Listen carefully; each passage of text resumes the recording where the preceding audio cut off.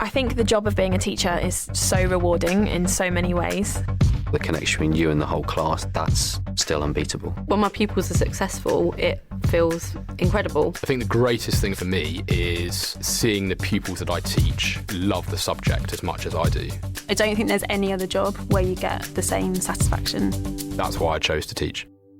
You could get £26,000 tax-free to train. Search Apply to Teach. Selected subjects only, subject to eligibility. This Gamertag episode is brought to you by Gamefly. If you've ever wanted to try a game before you bought it, you should try Gamefly. It's the best way to buy and rent all your favorite games and movies. They're the leading video game rental service with over 9,000 titles to choose from. Just pick your favorite games and have them mailed straight to your door. Then keep them for as long as you want and never worry about late fees. Plus, you can cancel at any time. Visit Gamefly.com/gamertag to start your free 30-day trial today. That's Gamefly.com/gamertag.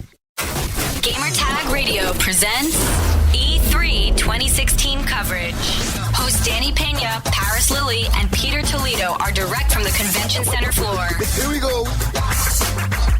All right, so we're live here at E3 2016, and what's your name and what do you do? Joe Neate. I'm the executive producer on Thieves. Yeah, so I got to play the game, and it's actually a lot of fun. So tell us a little bit about gameplay-wise, multiplayer, everything about the game. Okay, so what we've shown so far at E3, right? We showed two videos, right? The first was our kind of cinematic trailer, which is kind of our vision of what's to come and showing the breadth and scope of the experience that we're kind of growing towards. And then our other video was the gameplay one, which was where we actually invited real fans into the studio about 3 weeks ago.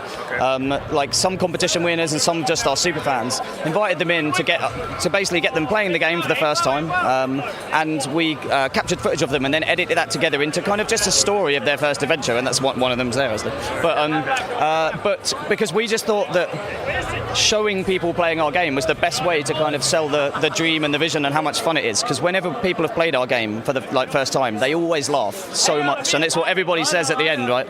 They always come out going, my cheeks hurt because of how much I've been laughing. And so what we're showing here, the gameplay-wise, is really a snippet of the experience, and it was kind of crafted for a show floor, right? Which is whereas this game you tend to spend hours in because you just get immersed in the world, out there adventuring, out there exploring, and so yeah, this is just a snippet highlighting the kind of unique core cooperative experience of sailing that ship together, and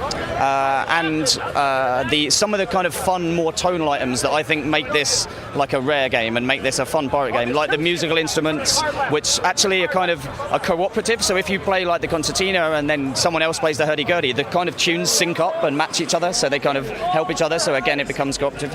And the drinking, of course, because like basically it's, being a pirate is basically drinking, smoking, and fighting. And we haven't got smoking in yet, but we will have, right? It's like, but it's like that for me is kind of that's the dream, right? I mean, this is like a totally different type of game for Rare. Was there any games that inspired you to come up with ideas like this? Honestly, like when we were coming up with the vision behind it, it was all about the shared worlds, games with shared worlds where you exist with other players, and that the magic of the experience is how you interact with other players and the kind of stories that happen because of the emergent nature of other players' behaviors. And so that was where we kind of started, and that was when we wanted an experience that it had room for kind of cooperation, but also competition, which would lead to interesting stories happening. And we wanted it to be quite a small personal experience in terms of like small groups of players, because you'll have more interesting and personal relationships with them. And so there was nothing better to kind of set us up for this cooperative thing, but also with elements of competition, than keep small groups of players together than a pirate ship, basically. Because it just naturally you kind of know what you are going to do in this game, because you just get on the ship, and the first time those fans came in and played it, you just kind of work out, of course we've got to raise the anchor, right? And we get the sails down, and now it's working.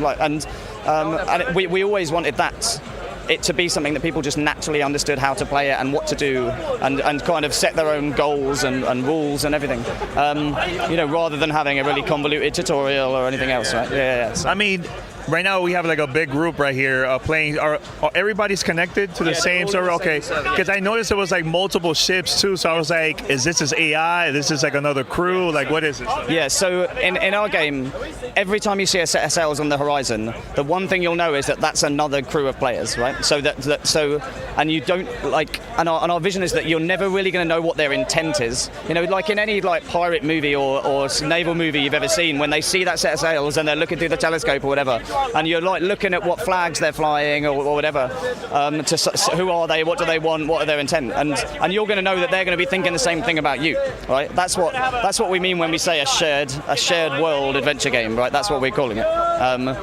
So it's the magic of it is the fact that every time you see another ship, you know that that's human. Yeah, like we were like just waiting to see if they're going to shoot at us or not. So it was a really cool experience. But how big is this world? Because this is like really, really huge in my eyes right here. Yeah. So I just think it's a world where you're just going to be able to pick a point on the horizon and set sail and go wherever you want and explore wherever you want, and there's kind of no limitations. It's seamless.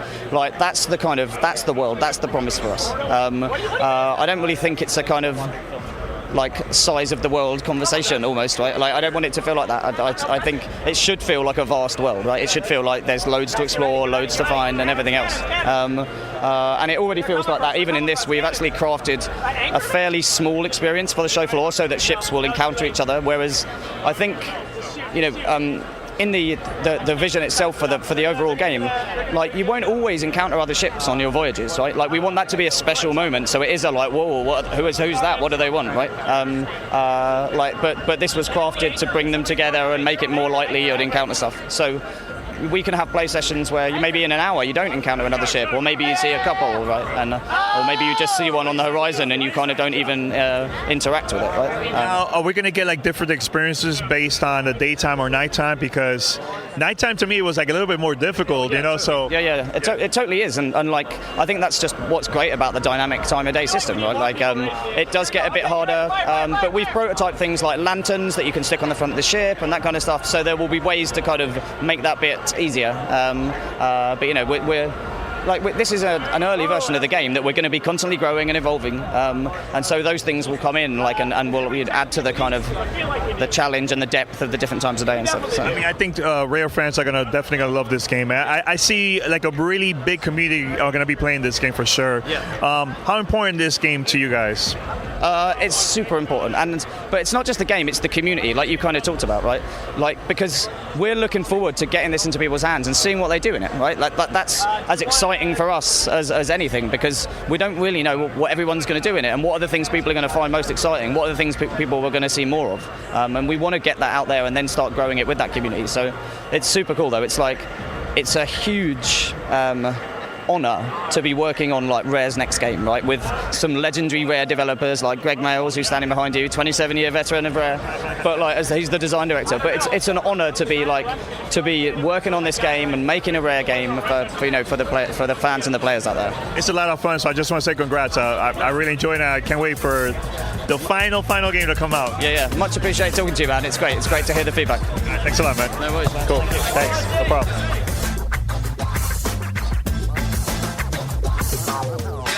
Thanks for listening to Gamertag Radio. Be sure to like us on Facebook and follow us on Twitter.